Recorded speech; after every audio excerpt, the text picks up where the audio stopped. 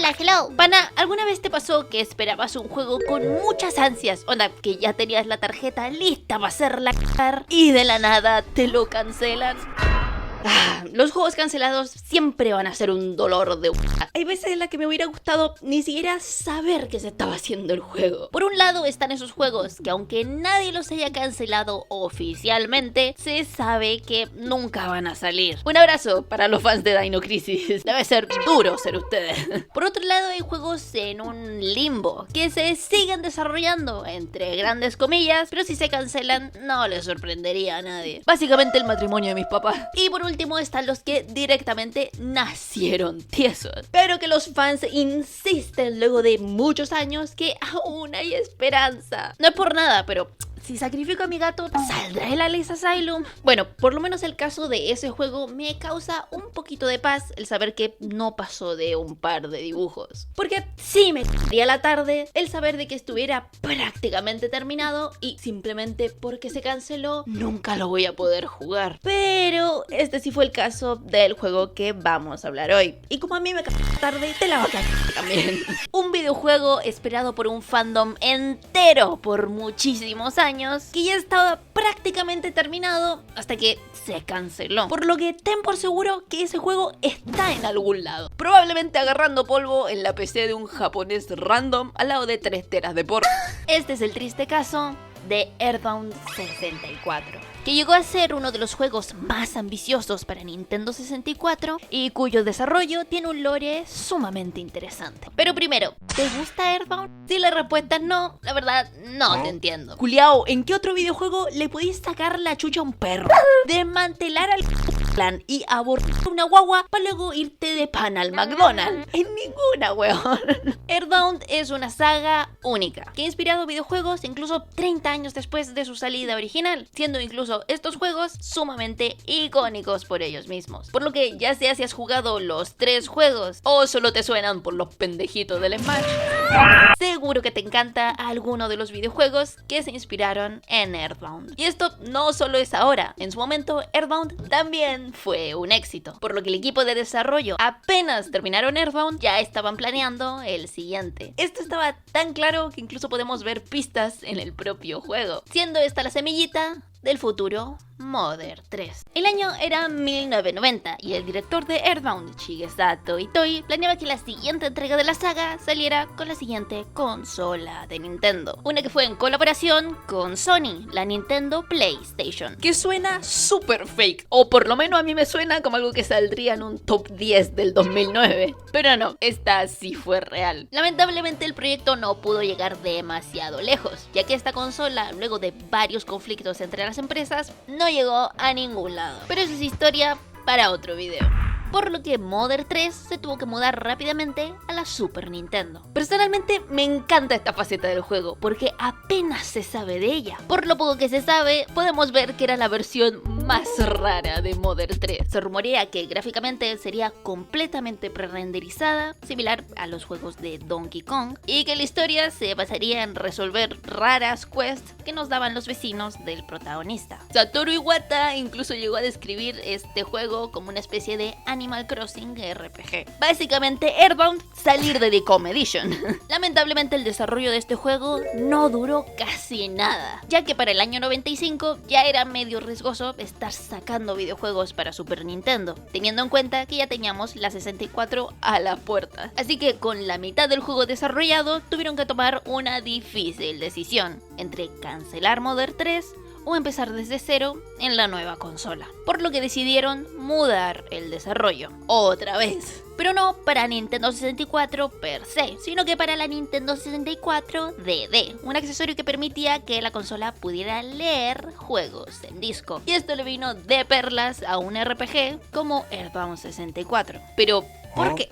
Para, ¿alguna vez te fijaste que casi no hubo RPGs en la Nintendo 64? Aunque tuvo un sólido catálogo de casi cualquier otro género, la verdad apenas hubo juegos de rol. Y los pocos que hubo tenían algo en común, que para hacer juegos de RPG realmente no eran muy extensos. Y aparte, para jugar con japoneses con pelos de colores, ahí estaba la PlayStation, que se estaba llevando el monopolio de las monas chinas.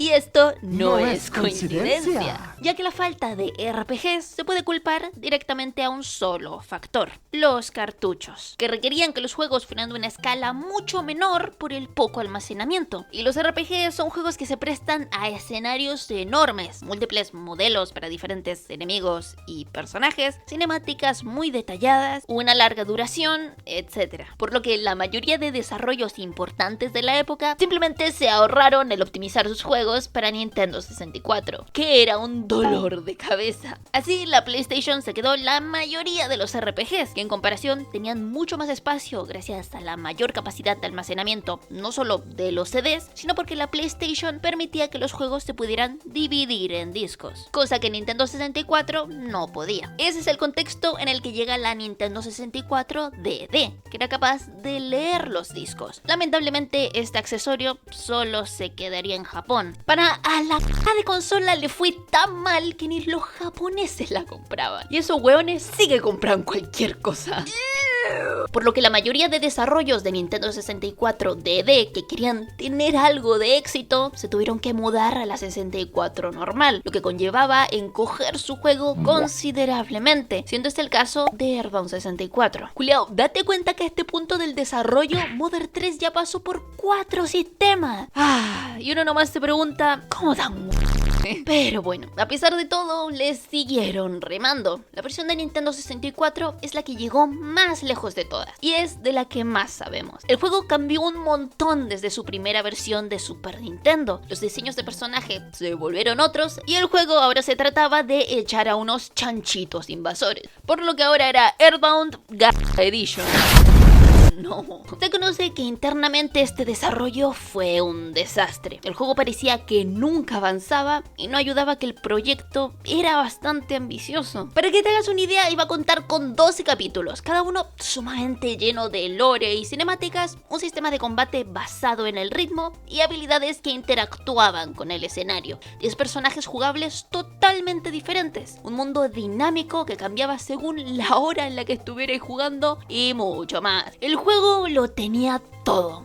Nomás no te chupa el Los problemas de Earthbound 64 no solo se limitaban a la escala del proyecto, sino también eran estructurales. Y aquí van un par de anécdotas que se me hacen curiosas. En primer lugar, el equipo de desarrollo. Aunque el director Shigesato Itoi seguía trabajando en Earthbound 64, la mayoría del equipo original los movieron a otros videojuegos. Y se cuenta que fueron reemplazados mayormente por gente muy joven, que era nueva en la industria, que estaba haciendo su primer juego serio. Por lo que este proyecto fue muy grande para ellos, algo que jamás diría tu mamá.